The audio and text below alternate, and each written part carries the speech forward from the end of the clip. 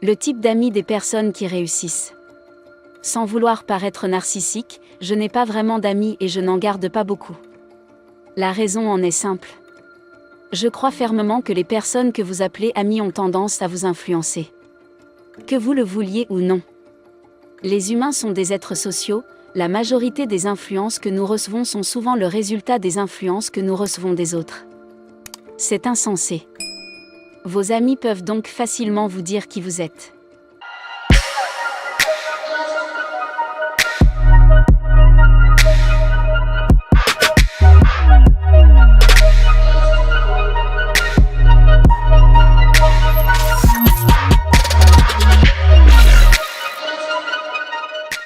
Il y a quelques années, je faisais ma promenade habituelle le soir, en méditant le long de la rue.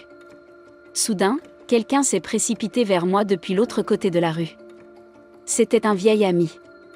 Apparemment, il venait de sortir d'un bar situé de ce côté de la rue. Il s'est plaint qu'il m'avait appelé mais que je ne répondais pas. Il s'est plaint que j'avais soudainement cessé de lui tendre la main, que j'avais cessé de l'appeler et que je ne lui rendais plus jamais visite. La vérité, c'est que lorsque nous étions au lycée, nous étions les meilleurs amis du monde. En fait, nous étions si proches que mes parents le connaissaient et qu'ils me rendaient constamment visite. Et je lui rendais visite parce qu'il y a quelque chose dans le fait d'attraper un rêve et d'avoir une direction ferme pour votre vie, vous laissez tomber tous ceux qui ne vont pas dans votre sens, ou qui ne vous encouragent pas à réaliser ce rêve. J'ai donc laissé tomber ce type, même si nous étions très proches, parce que tout ce dont il voulait parler, c'était de la prochaine fête et des retards à rattraper. C'est le point commun de la plupart des personnes qui réussissent. Si je sais quelque chose sur les gens qui réussissent, c'est qu'ils ont la mauvaise habitude de choisir leurs amis. Il n'y a pas de recette simple, Jim. Ron dit déjà que vous êtes la moyenne des 5 personnes avec lesquelles vous passez le plus de temps. De nombreuses personnes qui réussissent savent qu'elles deviendront comme les personnes qu'elles fréquentent.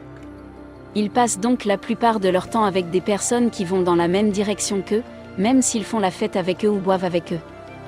Ils comprennent que ces personnes sont leur genre et les acceptent autour d'eux. J'ai rencontré un jour un homme qui m'a dit quelque chose de très important sur la réussite. Je lui avais rendu visite pour discuter d'un travail.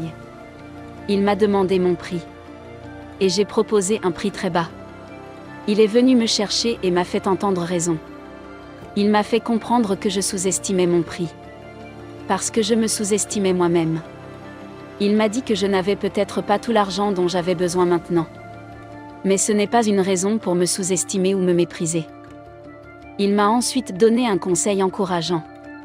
Lorsque j'ai voulu devenir riche, j'ai su que je devais d'abord changer ma façon de penser. Je suis donc allé dans des endroits et des restaurants fréquentés par les gens.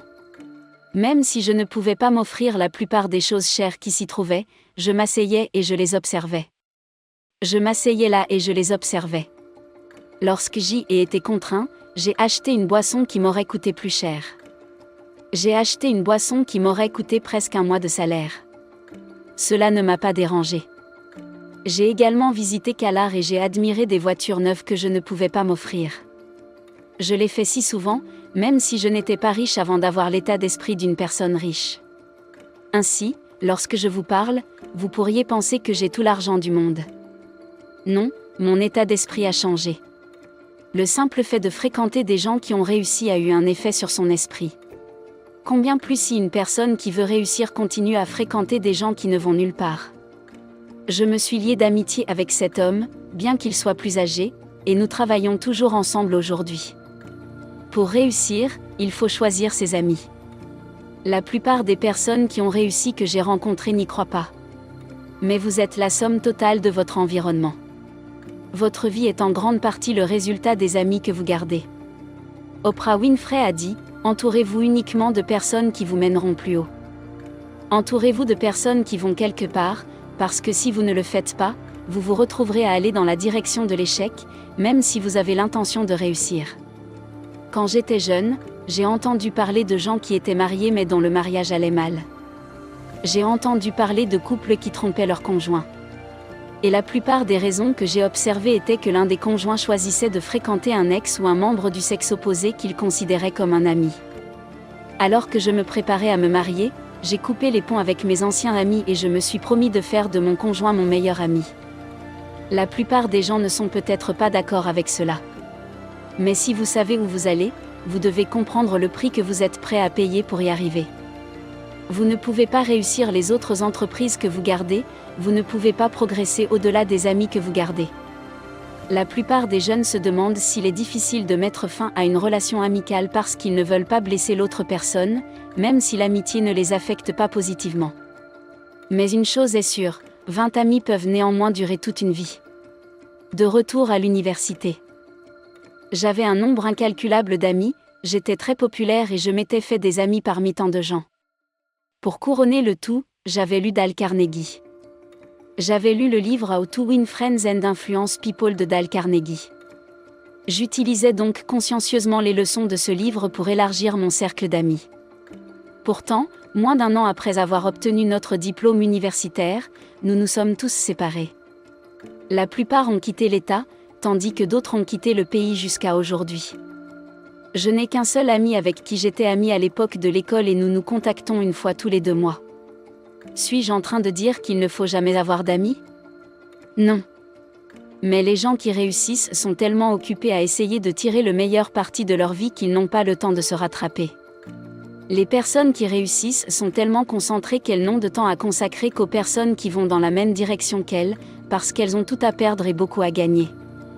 Ils font très attention à leurs amis et ne se sentent pas obligés de se mêler à des gens qui ne vont nulle part. Vous ne devrez pas toujours ignorer les gens pour le reste de votre vie, mais vous les tiendrez à distance. Ceux qui ne vont pas dans la même direction que vous. Car, qu'on le veuille ou non, la mauvaise communication corrompt les bonnes manières. Si vous voulez réussir et aller de l'avant, vous devez être prêt à sortir de votre vie, les personnes qui affectent négativement votre voyage, vous devez décider ce qui compte le plus pour vous, votre succès dans la vie ou la relation qui vous empêche de devenir votre meilleur.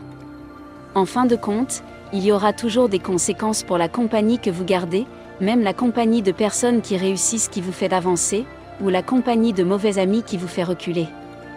Si vous êtes déterminé à réussir, vous devez revoir qui sont vos amis.